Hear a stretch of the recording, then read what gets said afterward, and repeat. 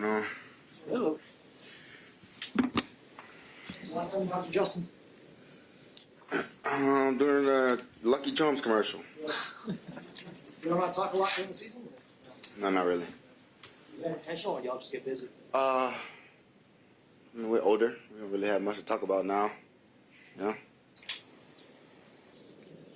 What is it about him that you think has made him so? Obviously, you both have been very successful in the league, but about Justin specifically, what is it about him that makes him so tough to guard and makes him so successful as an NFL receiver?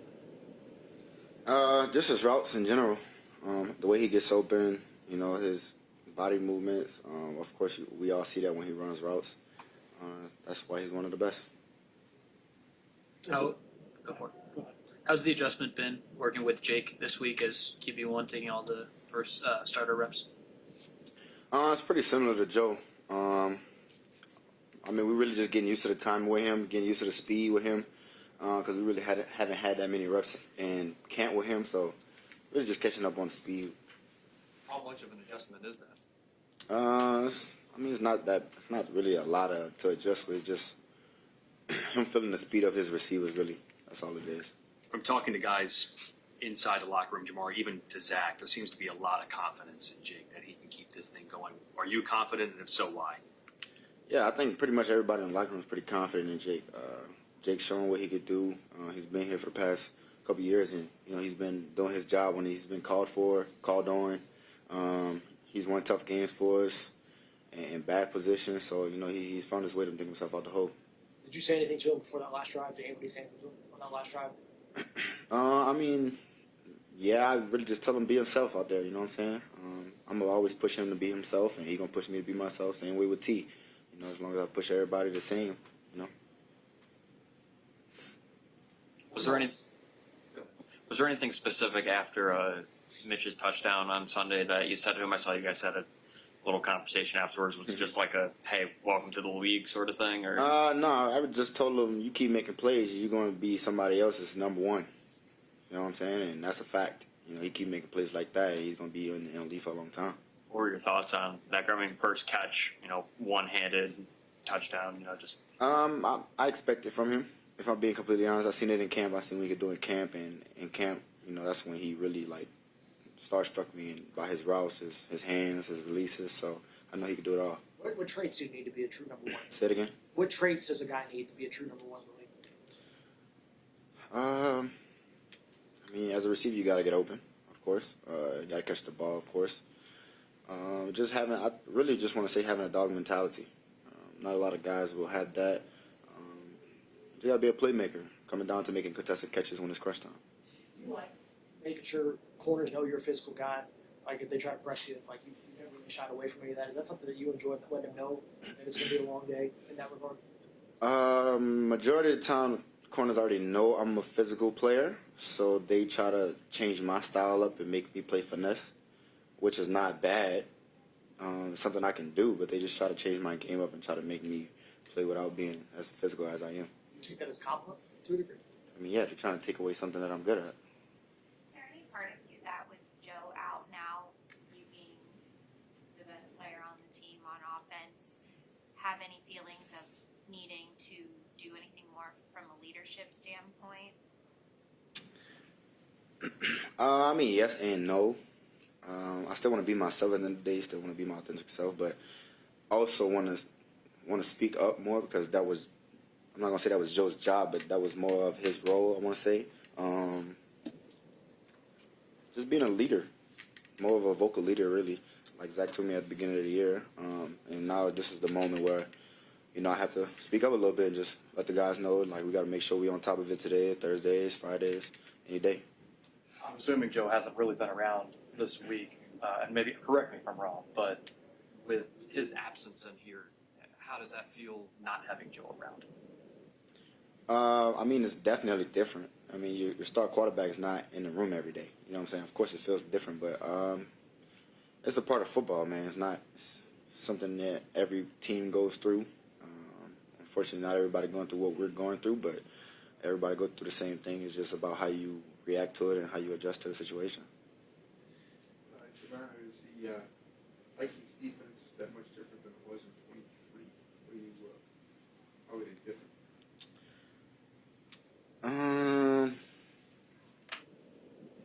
still early in the season to say how different they are for real, because they haven't put a lot on film. But you know, they're still majority of the same team. They still run their zero. They present their zero. Their cross dog looks. They still do that. Now they just play a lot more zone than usual. So that's pretty much the difference. Is that a thing where y'all need the ground game? Say it one time. Is that a thing where you're going to need the run game to be really good if they're going to play that much zone? Is how important is that for y'all? I mean, we need every aspect of the game to play good, not just the running game, pass, special teams, defense, everything. If they're running the ball, if y'all are running the ball well, does that make it that much easier if they're going to play that much zone? If we're running the ball well, just keep running the ball. Why stop? After the game on Sunday, you posted on your Instagram story clips of Jake's touchdown, Mitch's touchdown, and T's touchdown, but nothing of your own game, which is pretty great in itself. Why? Was there a reason for that? Just proud of my guys. It was a lot of emotions going on. For me, that game just going through adversity, me being tired, seeing Joe go down. You know what I'm saying? It was a lot for me. So I was just taking a moment and just looking at what the guys doing for what the team does, man, and just taking it all in. That's all. Along those lines, how tough is it to see Joe go through this again? You've been through with it for so many years. For him to have another injury of this kind of severity, how tough is it as one of his good friends seeing that happen again to him? It sucks. It sucks, but for me, I just try to make sure I keep him company. Make sure his spirit's still high. Make sure he's still, active a little bit, not down on himself. All the small things that just keeps him above being hard on himself.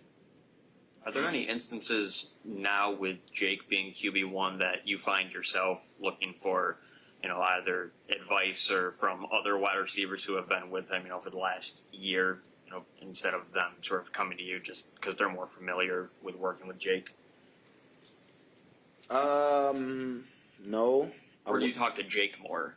Just to. I would talk to Jake more than anything, just because me and Jake on the field, not the other receivers. And I can't go off of what Jake used to do. You know what I'm saying? It's a new year now.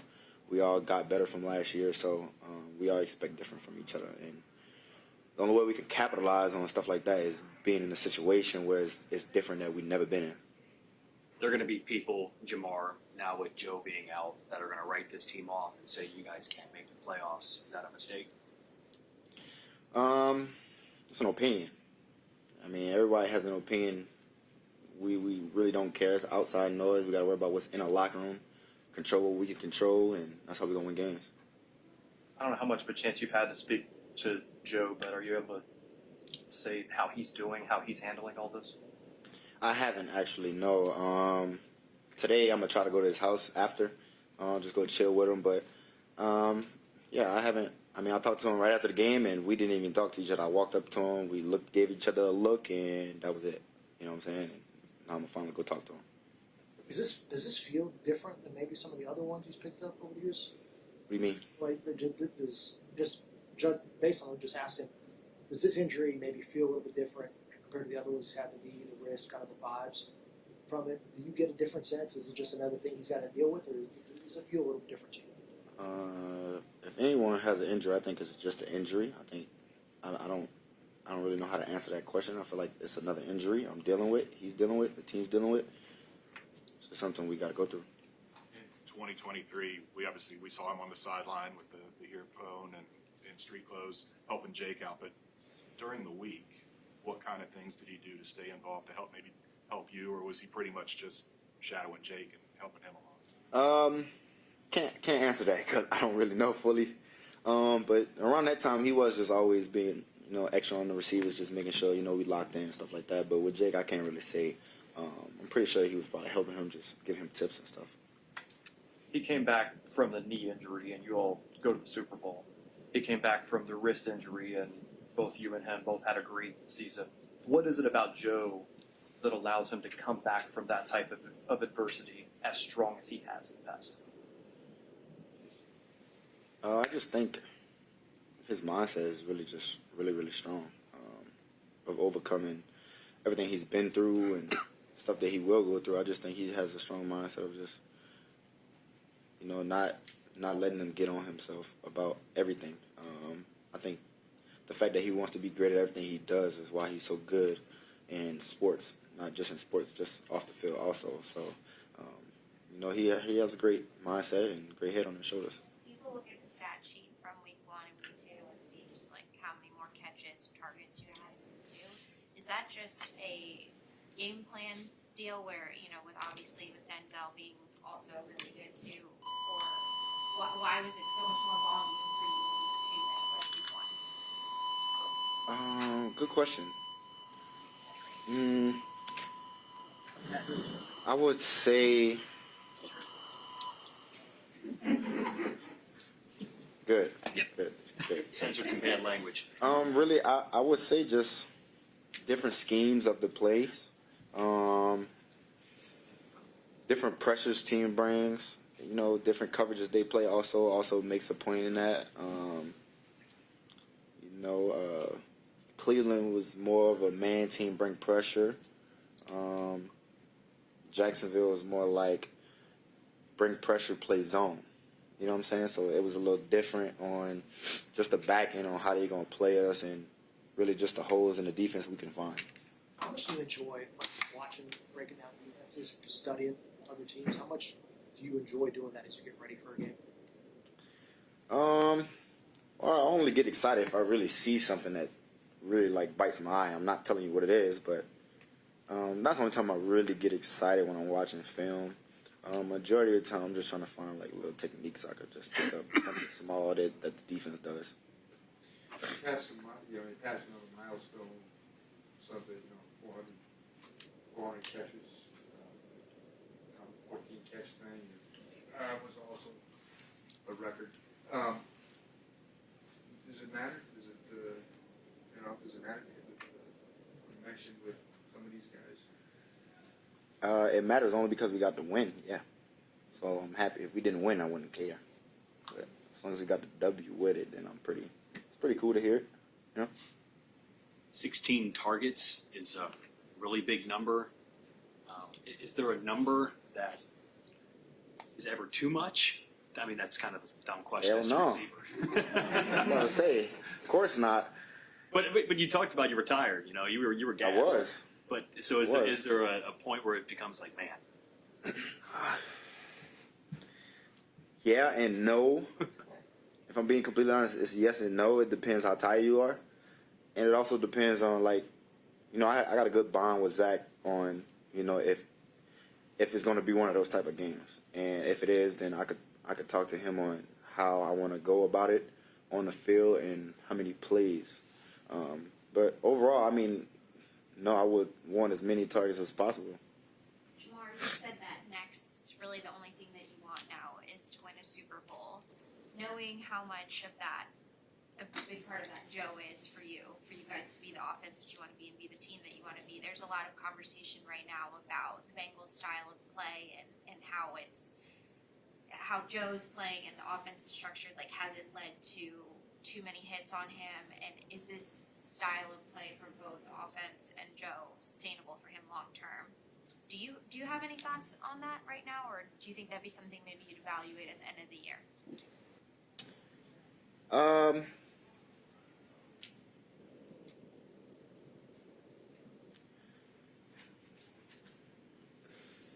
So it's like, I don't know.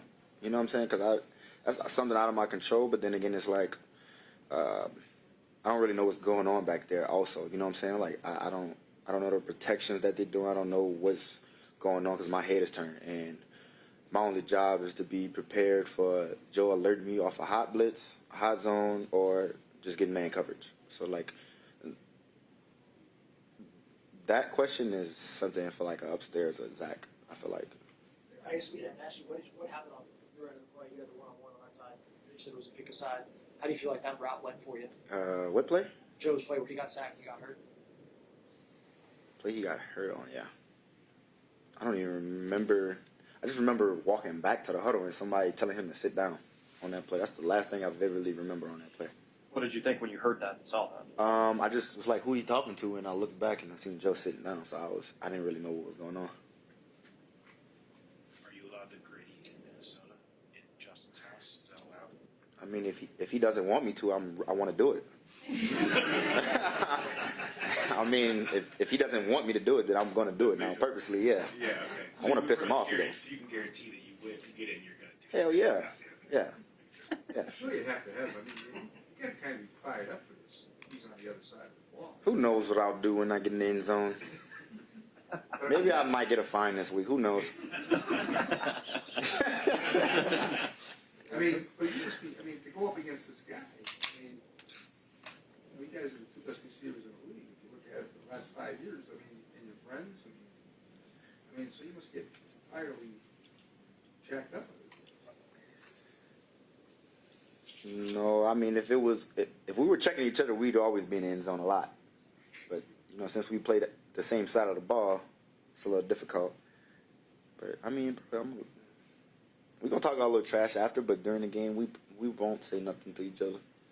Sure. Was it cool last year that both y'all were first team All Pro? Is there something that you guys discussed that at all? The fact that y'all got to both share that on? No, we don't really share stuff like that. We don't really get excited for stuff like that. No. Why not? I just think we're immune to it. I feel like we expect it from each other. We've been pushing each other for so long. It's like we expect each other to be at the highest level. Did you see the clip? The clip a couple of years ago where Jake yelled into the camera, "They never should have cut me." Mm-hmm.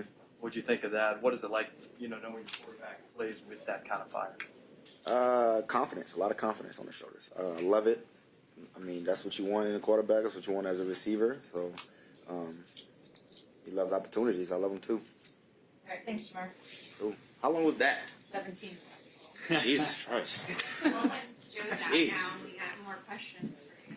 I have to tell Joey, y'all gotta take my lip away.